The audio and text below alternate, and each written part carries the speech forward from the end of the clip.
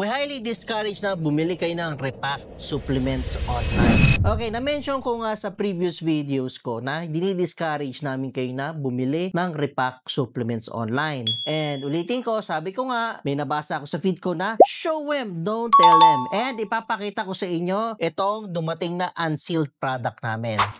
Ayan, Puritan's Pride Glucosamine. This is one of our best-selling products para sa joints. At may mga customers kami na binabalik-balikan itong product na to dahil subok na nila. However, sabi ko nga, dinidiscourage namin kayo bumili ng repack supplements and may nakikita din kami na nagbebenta ng repack Puritan's Pride Glucosamine. So ito, dumating sa amin unsealed. Ayan. Ayan yung inner seal niya dumikit. So pakita ko sa inyo itsura ng laman.